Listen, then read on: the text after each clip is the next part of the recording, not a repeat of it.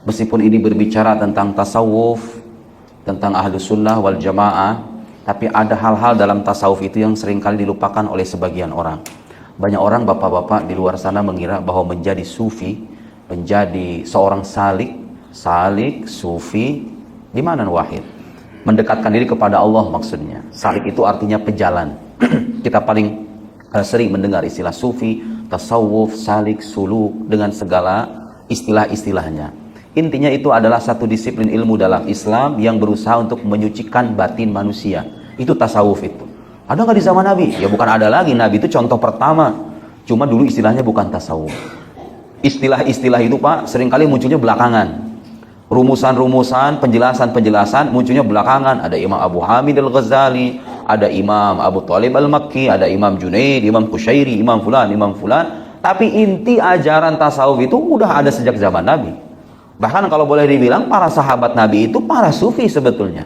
Karena inti dari ajaran tasawuf adalah at-tahaqquq bimaqamatil Islam. Inti dari ajaran tasawuf itu adalah merealisasikan atau mengejawantahkan hal-hal pokok dalam agama Islam. Syariat ditunaikan, iman dimantapkan, akidah maksudnya, setelah itu akhlak. Dan kalau kita cek satu persatu kehidupan salafus saleh, Nabi Muhammad SAW dan para sahabatnya itu, mereka mencontohkan cara berislam, mereka mengajarkan dasar-dasar keimanan, mereka mengajak orang untuk memperbaiki akhlak. Itu inti tasawuf. Bagaimana caranya supaya batin kita terkoneksi, batin kita tersucikan, terkoneksi dengan Allah Subhanahu wa Ta'ala secara berkelanjutan, sekaligus tersucikan dari akhlak-akhlak yang kurang terpuji. Apakah itu bagus? Bukan cuma bagus, itu harus. Agama kalau begitu nggak ada rasanya, Pak. Agama itu kalau hanya sebatas sholat, kemudian menunaikan ritual-ritual sehari-hari, sholat, puasa, haji, umroh, dan seterusnya, kalau tidak diiringi dengan penghayatan batin, itu jadi nggak ada maknanya bagi kita maksudnya.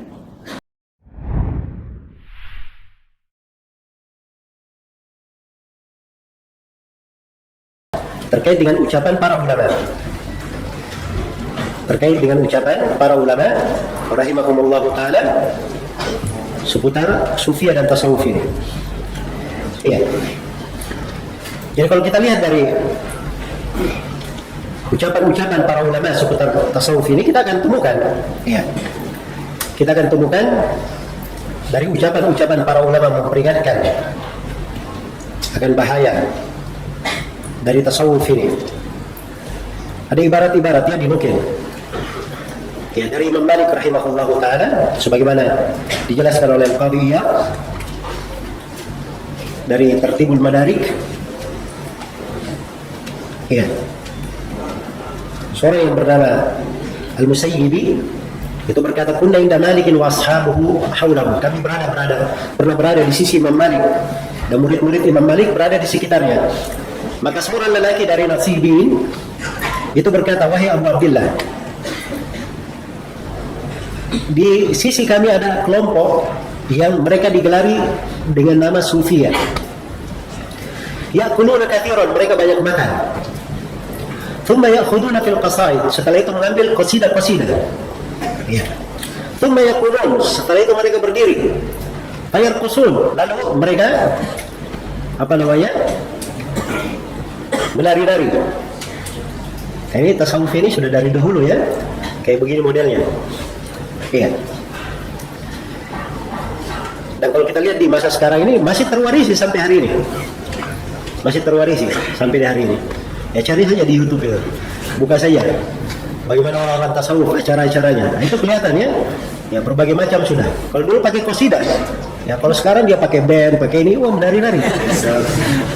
Macam-macam ini. Iya. Baik. Jadi Imam Malik waktu itu bertanya, setelah disampaikan ada orang seperti itu, Imam Malik bertanya, as-sibyanuhum, mereka ini anak-anak kecil? Kata orang yang bertanya, tidak. Ama janin, apakah orang-orang ini orang-orang gila? Kata Imam Malik. Kata orang yang bertanya, tidak. Qaumun masyayikh, bahkan mereka adalah kaum syekh-syekh. Ya. Kata Imam Malik, ma sami'tu anna ahadan min ahli al-Islam yaf'al hadha. Saya tidak pernah mendengar seorang pun dari kaum muslimin melakukan hal yang seperti ini. Ya. Jadi mulai muncul di masa Imam Malik. Dan beliau sudah mulai menegaskan bahwa ini bukan dari amalannya umat Islam. Ya, karena itu dinukil juga oleh Al-Qadhi ya, di Tartibul Madarik, ucapan murid Imam Malik, Marwan bin Muhammad At-Tatiri Ad-Dimashqi. Beliau berkata, "Thalathatun la yu'tamanuna fi din." Ada 3 orang yang tidak boleh dipercaya sama sekali dalam agama. Siapa itu? As-Sufi, yang pertama orang Sufi. Yang kedua Al-Qassas, tukang kisah. Dan yang ketiga Muqtadi yaruddu ala ahli al-ahwa, seorang ahlul bidah tapi dia membantah ahlul bidah yang lainnya. Ya, ini 3 orang tidak dipercaya. Jadi penyebutan Sufi tidak dipercaya ini sudah ada di masa murid-murid Imam Malik rahimahullahu ta'ala. Ada pun Imam Syafi'i. Imam Syafi'i itu diriwayatkan oleh Al-Baihaqi dalam kitab Manaqib Asy-Syafi'i dengan sanad yang sahih. Yunus ibn Abdul A'la, salah seorang murid senior Imam Syafi'i. Dia berkata, "Sami'tu Syafi'i yaqul." Saya mendengar Imam Syafi'i berkata, "Law anna rajulan tasawwafa awwal an-nahar lam ya'ti alayhi adh-dhuhr illa wajadtahu ahmaq." Kata Imam Malik, tidaklah engkau dapati seorang yang masuk di dalam tasawuf di pagi hari kecuali sebelum duhur dia ini sudah menjadi orang yang duguk, kata Imam Syafi'i. Ya. Dan Ibnul Jauzi menukil dari Imam Syafi'i sebagaimana dalam Talbisul Iblis. Imam Syafi'i berkata, "Ma lazima ahadun as-sufiyata 40 yawman fa'ada aqluhu ilayhi abadan." Kata Imam Syafi'i, tidaklah ada orang yang kontinu di dalam tasawuf selama 40 hari lalu akalnya kembali. Ya, itu tidak ada selama-lamanya, kata Imam Syafi'i, orang seperti itu. Jadi ini siapa yang masuk di dalamnya? Menurut Imam Syafi'i ini menyebabkan akal itu hilang. Dia tidak bisa berpikir. Iya. Baik. Ini ucapan Imam Syafi'i rahimahullah. Adapun Imam Ahmad rahimahullah ta'ala, beliau sudah mengingatkan beberapa orang untuk jangan didekati karena dia masuk di dalam masalah tasawuf ini. Sebagaimana beliau mentahdir dari Al-Harith Al-Muhasibi dan Imam Ahmad memerintah manusia untuk meninggalkan Sari As-Suqati. Iya. Ini semuanya karena mereka menampakkan bentuk dari apa? Dari tasawuf. Baik, ini 3 imam dari imam 4 yang dimaklumi. Belum lagi ucapan ulama yang lainnya dalam hal ini. Banyak sekali. Iya. Dari para ulama Islam yang berbicara tentang hal ini. Abu Zur Ar-Razi, namanya Ubaidullah bin Abdul Karim, imam besar di masanya. Ya, selevel dengan Imam Ahmad rahimahullah. Beliau ditanya tentang Haris Al-Muhasibi dan kitab-kitabnya. Ya, maka beliau berkata, "Iyyakum wa hadhil kutub. Hadhihi kutub bid'ah wa dhalalah." Kata beliau, hati-hati kalian dari buku-buku ini. Ini buku-buku bid'ah dan kesesatan-kesesatan. Alaika bil athar. Hendaknya engkau berpegang dengan athar, dengan hadits Rasulullah sallallahu alaihi wasallam. Iya. Baik. Imam Al-Dhahabi rahimahullahu taala ketika menyebutkan ucapan Abu Zur'ah, kata beliau, di mana orang-orang sekarang seperti Harith Al-Muhasibi? Ini masalah Imam Al-Dhahabi. Bagaimana kalau dia melihat ya buku-buku orang-orang belakangan, disebutkan sebagian buku orang sufi seperti Al-Qaul karya Abu Talib, ya, atau dia melihat bukunya Al-Ghazali, Abu Hamid At-Tusi, ini Al-Ghazali ya, dalam Al-Ihya, ya, atau dia melihat Al-Ghunya dari Abdul Qadir. Apalagi kalau Abu Zur Ar-Razi melihat Fususul Hikam dan Futuhat Al-Makkiyah. Ini 2 buku karya yang Ibn Arabi. Nah, kira-kira bagaimana Abu Zur Ar-Razi akan berkomentar? Ya, dan Qurtubi menukil dari Abu Bakar At-Turtushi, beliau berkata, "Madhhabus Sufiyyah batalatun wa jahalatun wa dhalalatun. Wa mal Islamu illa kitabullah wa sunnatu rasulih." Kata beliau, madhab Sufiyah itu adalah pengangguran, kejahilan, dan kesesatan. Islam itu hanyalah kitab Allah dan sunnah Rasulullah sallallahu alaihi wasallam. Iya. Baik. Jadi kalau dikumpul ya dari ucapan para ulama tentang tasawuf ini banyak sekali. Dan saya hanya memberikan sebagian dari nama-nama di dalam hal tersebut supaya kita tahu bahwa ini masalah tasawuf bukan masalah baru.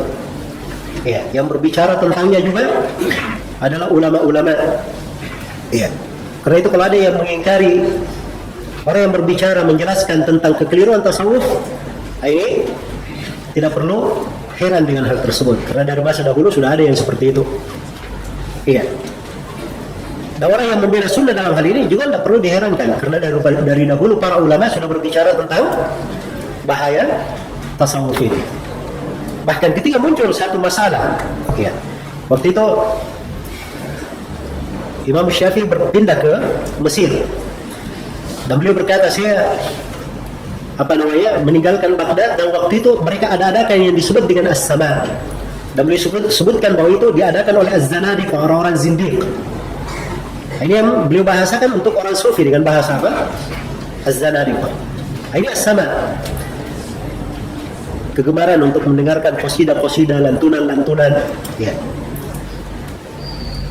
Harusnya seorang itu sibuknya dia berzikir, membaca Al-Quran, ya, dia baca dari wirid-wirid yang diajarkan oleh Nabi, zikir pagi dan petang sebelum tidur, ketika bangun tidur, dan seterusnya. Tapi mereka ini punya zikir-zikir sendiri.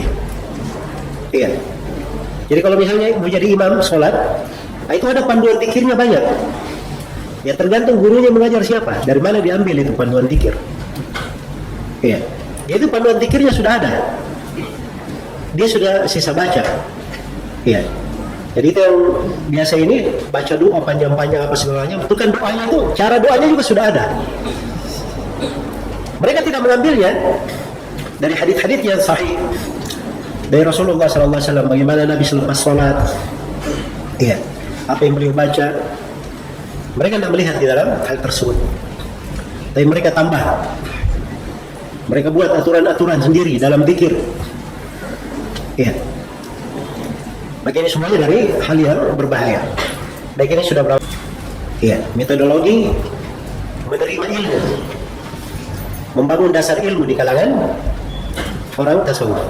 Ini harus diluruskan. Kalau ingin meluruskan orang sufi, mulainya dari sini. Diluruskan dulu metodologi dia talaki agama itu dari mana. Ya, karena ini inti yang membedakan antara orang yang mengikuti kebenaran, mengikuti jalan Nabi dan para sahabat, dengan orang yang masuk di dalam tasawuf. Ini yang membedakannya. Kalau dia tidak berhenti di sini, maka sulit menegurnya. Iya. Nah itu saya ingat ya, saya pernah di musim haji, ya Masya Allah, saya ketemu jemaah haji Indonesia. Ya. Waktu itu saya hajinya dari Yaman tahun 98. Bapak dari Indonesia ini, dia tinggalnya di salah satu wilayah di Jawa Barat. Jadi dia dari tadi itu zikirnya gerak semua badannya, kanan kiri depan, terus kencang sekali. Ya. Ya. Orang-orang berlalu semua memperhatikan dia. Ya waktu itu memang lagi menunggu waktu sholat, masih ada waktu. Saya dekati bapak ini. Saya cerita bagaimana kabarnya dan seterusnya. Ya. Akhirnya saya tanya, Bapak tadi saya perhatikan kok cara berzikirnya begini. Ya. Orang-orang saya perhatikan heran melihat Bapak, termasuk saya juga heran sebenarnya. Ya, kalau bisa saya tahu apa dalilnya. Kita bicara masalah dalil. Akhirnya dia cerita bahwa gurunya seperti itu. Gurunya. Terus dalil guru Bapak apa? Ya saya nggak tahu, yang penting guru saya itu orang berilmu. Pasti dia punya dalil. Baik, begini saja Pak. Kira-kira dalilnya guru Bapak itu juga saya tahu sebenarnya. Ada hadits mereka pakai, biasanya mereka pakai hadits ini. Haditsnya itu berbunyi apa? Udhkurullah hatta yuqal innaka majnun. Artinya berzikirlah engkau kepada Allah sampai dikatakan kamu itu orang gila. Nah itu dalil yang dipakai. Tapi Bapak perlu ketahui bahwa hadits ini saya terangkan ya, karena biasanya hadits-hadits yang seperti ini saya hafal. Untuk apa? Kalau dia tanya, saya tahu sisi kelemahannya di mana, saya bisa terangkan. Jadi saya bilang hadits ini itu dari jalur seorang rawi yang bernama Darraj, meriwayatkan dari Abu Samah Haytham dari Abu Sa'id Al-Khudri. Ini Darraj ini lemah haditsnya. Kalau dia meriwayatkan dari Abu Samah, lebih lemah lagi, haditsnya mungkar. Maka ini dalam sisi riwayat disebut sebagai hadits yang mungkar. Ya. Tidak diterima. Oh enggak, kata mungkin ada hadits lain dipegang oleh guru saya. Ya. Akhirnya begini saya, siapa yang lebih berilmu, guru bapak atau Imam Syafi'i? Oh, dia nggak berani bilang guru yang lebih berilmu. Dia bilang Imam Syafi'i pasti lebih berilmu. Baik, Imam Syafi'i berkata, ya, apa namanya? Jangan kamu ambil dari apabila sahih sunnah itu telah sahih, ya, hadis telah sahih, maka itu adalah madhabku. Tinggalkan ucapanku. Imam Syafi'i tidak mendidik orang mengikuti ucapannya, ikut dalil. Cobakan ucapan Imam Ahmad, jangan kamu ambil dari ucapanku dari Syafi'i, ambil dari mana kamu mengambil. Ya, beberapa ucapan para ulama. Yang ujung-ujungnya yang penting guru saya itu, ya, dia juga insya Allah tahu. Ya, jadi akhirnya ini kondisinya memang agak ribet karena metode talaqiynya yang keliru. Dia memahami bahwa ilmu itu diambil dari mana? Dari guru. Dalil itu bisa menjadi pudar. Al-Quran dan Sunnah itu pudar. Yang penting guru dulu. Iya. Baik. Jadi di sini dari pokok rujukan-rujukannya orang sufi. Kalau kita di ahli sunnah, sumber pengambilan ilmu itu Al-Quran, Sunnah Rasulullah SAW, ijma dan apa? Dan qiyas. Ada 4. Iya. Dan ini semuanya dibangun di atas pemahaman para salaf. Sebagaimana kita akan kasih pengantar khusus di dalam hal ini. Sebab ini diantara poin penting untuk mengenal tasawuf, bagaimana mereka jauh dari jalannya para salaf. Baik. Jadi itu dalilnya ahli sunnah. Kembali kepada Al-Quran, As-Sunnah, ijma dan apa? Qiyas. Kalau mereka ini bukan utama. Yang utama itu di tegal mereka ada beberapa hal yang mereka pakai. Ya, ada yang namanya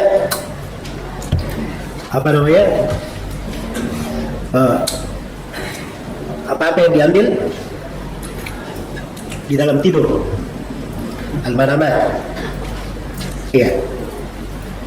Jadi dalam tidurnya itu yang menjadi ukuran. Iya. Di mana mereka jadikan apa yang dilihat di tidur itu sama dengan hakikat sesuatu yang terjadi. Iya. Dan mereka jadikan sebagai sumber pensyariatan. Dan bidah-bidah mereka muncul dari situ. Iya. Bidah-bidah mereka muncul dari situ.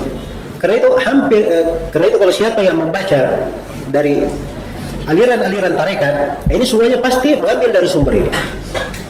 Iya. Saya melihat guruku bermimpi melihat si fulan, guruku melihat ini dan seterusnya. Itu dijadikan sebagai apa? Sumber pengambilan ilmu mereka. Ya, dan dimaklumi bahwa ini adalah hal yang lemah. Ya. Kita semuanya tahu bahwa apa yang dilihat di dalam tidur itu tidak semuanya benar. Ya.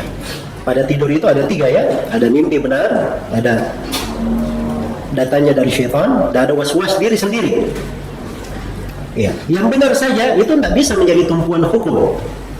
Karena itu Imam Nawawi rahimahullahu taala menegaskan, "Inna ar-ra'i wa in kanat ru'yahu haqqan, lakin la yajuzu itsbatu hukmin syar'iyyin bima ja'a fiha."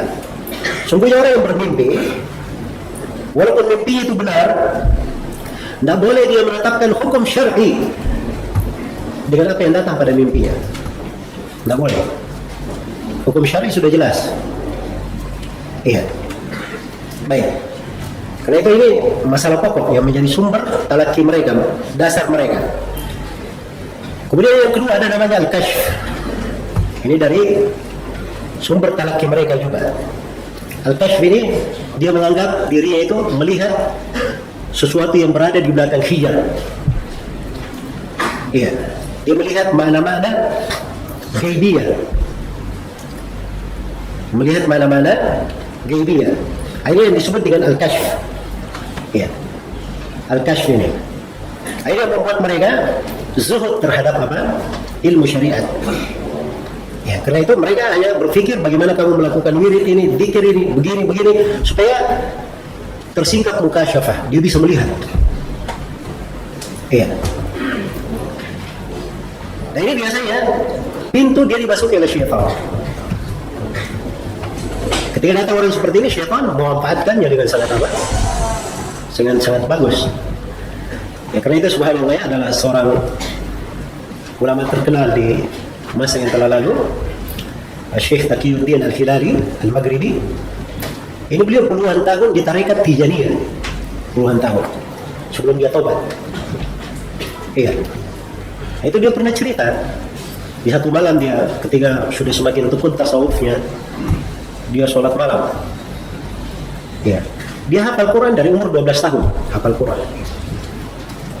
Dari umur 12 tahun. Tiba-tiba datang cahaya besar gitu. Ya, dia sedang sholat ya.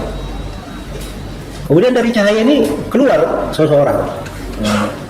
Orang ini ikut sholat bersama dia. Ikut sholat bersama dia. Maka dia merinding.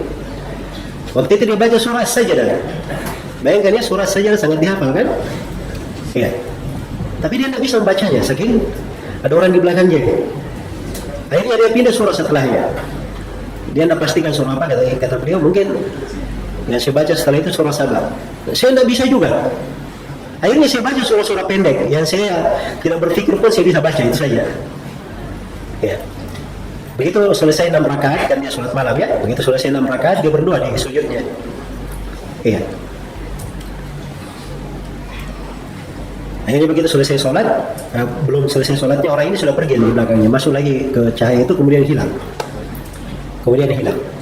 Akhirnya lama dia pelajari, ini yang datang malaikat atau syaitan. Ya. Lama dia pikir tentang hal tersebut.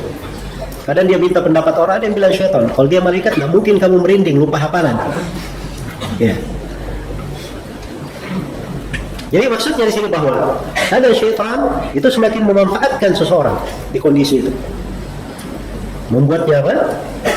Membuat menyimpang. Bahkan Ibnu Jauzi sebutkan dari kadang sebagian orang-orang sufi ada yang seperti itu, tiba-tiba ada cahaya terang. Ya, ini sebagian ahli ibadah ya, saking bagusnya ibadah ada cahaya terang, dia lihat. Dia memanggil ahli ibadah ini. Ya. Dia katakan, wahai si fulan, aku adalah Allah Subhanahu wa taala. Di cahaya ini. Kamu sudah saya gugurkan kewajiban syariat terhadapmu. Kamu tidak usah sholat lagi. Ya. Ahli ibadah ini dia berkata, kalau memang benar kamu adalah Allah, kalau saya lempar sendal ini tidak hilang, berarti kamu benar adalah Allah. Dia lempar sendal, hilang. Ya. Nah, jadi maksudnya di sini bahwa syaitan itu kadang berwujud untuk menyesatkan apa? Menyesatkan manusia. Ya, orang yang baik saja seperti ini, yang salih, biasa dia ganggu. Apalagi orang-orang yang memang di atas apa? Di atas kesesatan. Ya kadang dibuat, oh ini karomah, oh ini begini. Akhirnya dia semakin betah di atas apa? Di atas kesesatannya. Nah, jadi ini namanya al-kashf. Iya. Ini namanya al-kashf. Dan mereka punya seperti ini. Iya. Jadi mereka itu bisa melihat katanya dengan pandangan keyakinan. Dia tidak perlu melihat kepada nas-nas. Dia bisa melihat apa yang di belakang hijab. Nah, ini mukasyafah, berjalan di tengah mereka. Nah, ini dari dasar mereka juga. Yang ketiga ada namanya ilmu laduni. Nah, ini yang paling terkenalnya ya. Ilmu laduni. Ya, laduni itu artinya apa yang dilemparkan ke dalam dirinya. Ya. Apa yang dilemparkan di dalam dirinya dari ilmu, dia tidak perlu berdalil dengan ayat atau dengan hujjah apapun. Kebenaran tiba-tiba ada pada apa? Ada dirinya. Ini mereka sebut sebagai ilham. Iya. Tapi orang sufi ini menyebutnya sebagai apa? Sebagai wahyu. Ya, karena itu salah seorang tokoh mereka, Abu Yazid Al-Bistami, dia pernah berkata, "Akhadtum ilmakum mayyitan am mayyit." Adapun kalian ini mengambil ilmu kalian dari orang yang meninggal, mengambilnya dari orang yang meninggal. Ya, maksudnya kita yang kalau belajar ya, ambil dari guru. Gurunya dari mana? Dari gurunya sudah meninggal. Gurunya dari mana lagi? Dari gurunya juga sudah meninggal. Nah, ini orang awam yang belajar. Kalau mereka dari mana?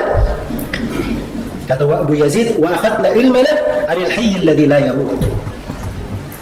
Adapun kami mengambil ilmu kami dari yang maha hidup tidak pernah mati, yaitu dari Allah, langsung diambil. Ya. Langsung mengambil dari mana? Dari Allah. Ini ilmu laduni namanya. Ya. Ya pun amsaluna, katanya orang-orang yang semisal kami itu berkata, haddatsani qalbi an rabbi. Orang-orang yang semisal kami, kalau itu menyampaikan ilmu, dia bilang apa? Hatiku menceritakan kepadaku. hatiku dari rohnya langsung. Nah ini, masya Allah sanatnya langsung. Ya, adapun kalian berkata apa? Menceritakan kepadaku si fulan. Kalau ditanya mana si fulan ini? Si fulan sudah meninggal. Nah itu kalian katanya. Kalau saya enggak. Kami hatiku dari mana? Dari Rabbku. Ya. Ini ilmu laduni namanya di sisi mereka. Baik, kita akan terangkan ya tentang hal ini. Iya. Nanti akan datang saya kasih pengantar khusus di pembahasan ini.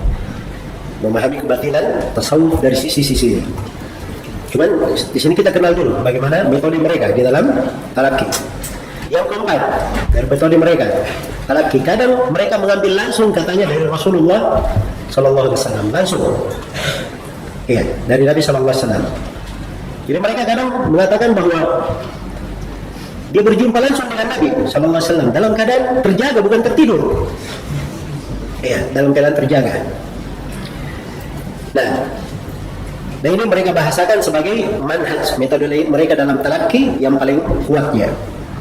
Metode talaqi yang paling apa? Paling kuat. Iya.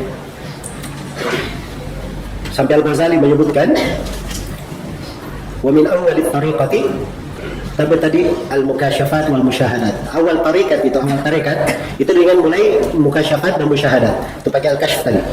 Hatta innahum fi yaqadatihim yushahiduna al-malaika wa arwah al-anbiya. Sampai mereka di hidupnya dalam keadaan terjaga, mereka melihat para malaikat dan ruh-ruh para nabi. Wa yasma'una aswatan, mereka dengar suara-suara. Wa yaktabisuna minhum fawaid, dan mengambil faedah-faedah. Iya. Ini hukum globalnya. Kalau kita masuk di dalam tarikat-tarikat itu, kita baca buku-bukunya, itu ada. Seperti di tarikat Tijaniyah. Ya. Itu kalau mereka bikin acara itu Nabi hadir katanya. Ya, syekh tarikatnya melihat. Subhanallah. Sampai Syekh Muhammad Taqiyuddin Al-Hilali dia yakini itu. Ya. Ketika dikatakan kepadanya, dikasih hujjah, ada orang yang menasihatinya, mendebat, karena datang dia kepada seorang alim yang dikatakan di luar tarikatnya, mendebatnya. Ya. Waktu itu dikasih hujjah sederhana. Ketika Nabi SAW meninggal, ya, kan ada perselisihan di kalangan sahabat, ya, dalam beberapa hal. Maka dikasih hujjah. Dia kata memang Nabi itu sering hadir, harusnya Nabi hidup lagi dan hadir di situ supaya para sahabat tidak berselisih. Iya. Waktu itu di hal yang pertama bisa dijawab sama Taqiyuddin Al-Hilali. Dia jawab, itu jawabannya begini. Orang awam itu nggak bisa hadir, tapi Nabi itu datang kepada kalangan khusus. Nah ini bahasa mereka. Datang kepada apa? Kalangan khusus. Ya, maka dibantah lagi oleh orang tersebut. Baik, bagaimana dengan kejadian-kejadian lain? Ya, disebutkan berbagai kejadian. Ya, sama ketika terjadi kejadian antara Muawiyah dan Ali bin Abi Thalib. Kenapa Nabi tidak datang mendamaikan? Ini lebih penting daripada dia hadir di tarekat kalian. Kejadiannya lebih penting. Ya, daripada Nabi itu melewati lautan, daratan untuk sampai ke Maroko di sana untuk menghadiri acara tarekat kalian. Ya, maka akhirnya dia terdiam dengan hal tersebut, dengan banyaknya hujjah. Ya. Jadi maksudnya di sini mereka itu kadang mengaku bahwa mereka ketemu langsung dengan siapa? Rasulullah sallallahu alaihi wasallam. Ya, karena itu di acara-acara yang mereka bikin, itu mereka menganggap pada maulid yang misalnya mereka buat, itu Nabi hadir di tengah mereka. Nabi hadir di tengah mereka. Baik. Kemudian di antara sumber talaqi mereka, dan ini yang kelima, itu kembali kepada ucapan dan perbuatan masyayikh mereka. Syekh-syekh dan siapa yang disebut sebagai kutub-kutub mereka. Ya. Ini ada orang-orang sufi itu, banyak dari hujah-hujah mereka itu diambil dari syekhnya. Siapa yang merupakan syekh tarikat mereka atau yang dikatakan sebagai kutub, sebagai badan, ya, dan seterusnya dari istilah-istilah mereka. Maka mereka berhujjah dengan hal tersebut.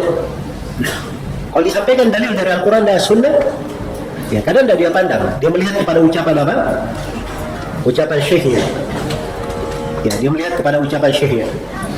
Nah di sini kadang subhanallah jatuh sebagian manusia dalam kesesatan. Ya, Allah membuat mereka semakin jatuh dalam kesesatan. Itu istidraj namanya. Dijadikan pada orang ini sebagian kejadian, disangkanya benar jalannya, membuat pengikutnya apa? Pengikutnya tertipu. Iya, membuat pengikutnya tertipu. Maka ini sumber talaki mereka. Dari sumber talaki mereka, dan ini yang menyebabkan keluar dari jalur. Menyebabkannya keluar dari jalur. Dan ini semuanya dari usul batilah. Perkara-perkara yang batil yang tidak pernah berjalan di tengah para sahabat Rasulullah SAW, tabi'ut tabi'in dan para a'immah yang datang setelahnya. Iya. Baik. Jadi ini terkait dengan masalah. Assalamualaikum warahmatullahi wabarakatuh. Sampai jumpa kembali di World Islam Channel.